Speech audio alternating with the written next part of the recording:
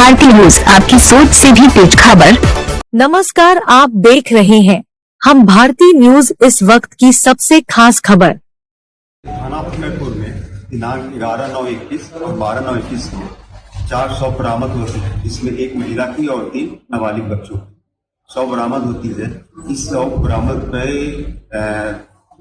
ग्राम चौकीदार और ग्राम प्रधान से एक घड़ी लेकर के अज्ञात मुकदमा पंजीकृत कराया जाता है और एडिशनल एसपी नगर, सीओ कैसरगंज तथा थाना पुलिस और सर्विलांस और स्वाट टीम की टीम बनाई जाती है घटना को वर्कआउट करने के लिए। बिल्कुल ब्लाइंड केस था। इस केस में स्थानीय लेवल पे और शासन लेवल पे डीजीपी आप बड़ी इसको संवेदनशीलता के साथ लिया गया और डीजीपी साहब जो वर्तमान डीजीपी साहब हैं, जो उसमें एडीजी अलो थे, उन्होंने वहां से इसकी मॉनिटरिंग शुरू किया और सहयोग किया इस घटना को वर्कआउट करने में। इसमें घटना में पता चला कि एक महिला जो अपने 3 बच्चों के साथ मुंबई में होटल रेस्टोरेंट में काम करती थी और फतेहपुर का रहने वाला लड़का नंटू जो उसी रेस्टोरेंट में काम करता था, इस महिला का पति से अलग रहती थी और उसके साथ इसका प्रेम प्रसंग हुआ। फिर इस महिला ने शादी के लिए दबाव बनाया तो शादी कर लिया और फिर इसे घर आने के लिए उसने दबाव बनाने लगा।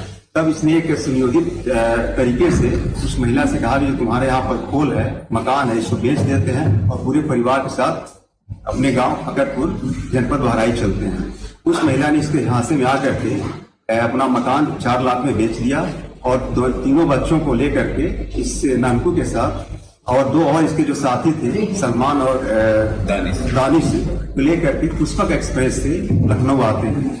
कैसरगंज में एक होटल बुक करते हैं जहां पर अपने आईडी पर ही नानकू अपने आईडी पर ही बुक करता है। इस महिला को और इसके तीनों बच्चों को रख करके बाजार जाते हैं कैसरगंज में और वहां से आरी खरीदते हैं और फिर इसको लेकर के बस से जरवल रोड आ जाते हैं। वहां पर एक राजधानी ढाबा है, वहां पर खाना खाते हैं और इसके 2 बच्चे जो एक की उम्र है 11 साल और एक की 9 साल, सलमान और दानिश, इसको लेकर के संता गांव में आते हैं और अंधेरे का इंतजार करते हैं।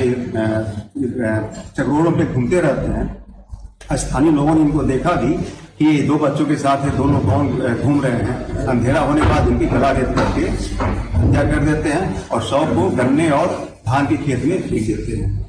फिर ये नंकू को फोन करते हैं। नंकू उस महिला को जिसकी उम्र 35 साल थी और एक 4 साल की बच्ची को लेकर के आ जाता है। फिर ये तीनों मिल करके उसका भी, उस महिला का और इस बच्ची का गला काट करके हत्या कर देते हैं।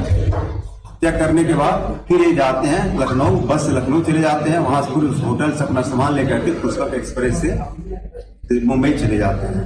ये काफी इस घटना से काफी सनसनी फैल गई क्षेत्र में और चूंकि इसमें एक महिला और 3 नाबालिग बच्चों का इसमें हत्या हुआ था, फिर टीम ने इस पर अपना इलेक्ट्रॉनिक सर्विलांस के माध्यम से इस पे काम किया और तीनों अभियुक्त पकड़े गए। इस पे शासन स्तर से भी करीब 2 लाख के आसपास का इनाम घोषित किया गया था और डीजीपी सर, जो वर्तमान डीजीपी सर है, उस समय एडीजी अलो थे, खुद लखनऊ से इस केस की मॉनिटरिंग कर रहे थे। तत्कालीन एसपी मैम ने भी काफी इसमें प्रयास किया, सर्विलांस स्वाट टीम भी ये घटना वर्कआउट हुई और क्षेत्र में काफी पुलिस के प्रति लोगों का एक विश्वास पैदा हुआ।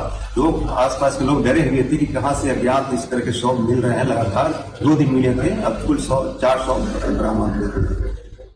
डीजीपी सर द्वारा जो ऑपरेशन कनेक्शन चलाया जा रहा है उसके तहत इस केस को चिन्हीकरण किया गया और न्यायालय में, माननीय न्यायालय में प्रभावी पैरवी करके तत्कालीन जो है इसके जो विवेचक थे सीओ कैसरगंज कमलेश प्रताप सिंह और वर्तमान में जो हमारे एसपीओ साहब बैठे हुए हैं और पैरोकार, ताकि सभी लोगों ने मिल करके इस केस की प्रॉपर पैरवी की। और इस घटना में मैं बता देना चाहता हूँ, ये महिला रहने वाली तमिलनाडु की थी और तीनों बच्चों के साथ ही मुंबई रह रही थी और वहाँ रेस्टोरेंट में काम कर रही थी।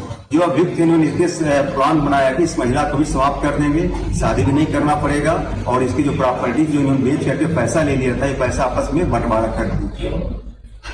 तो इस केस को जब चिन्हित कर दिया गया तो बहुत इसकी तरह से मैं इसकी मॉनिटरिंग सेल के द्वारा भी सभी गवाहों को समय से में इनकी परीक्षण कराया गया। माननीय न्यायालय एडीजे प्रथम ने इसमें से 2 अभियुक्तों को फांसी की सजा सुनाई है और एक अभियुक्त जो नाबालिग है उसका ट्रायल पॉक्सो कोर्ट में चल रहा है। इस घटना के वर्कआउट से लेकर के और सजा दिलाने तक पुलिस टीम, अभियोजन विभाग और जो जुडिशरी का काफी योगदान रहा और इसके सजा करने से क्षेत्र में भी काफी लोगों में सराहना की जा रही है कि बहुत अच्छा हुआ है, एक सही घटना खुली, सही मुलजिम पकड़े गए।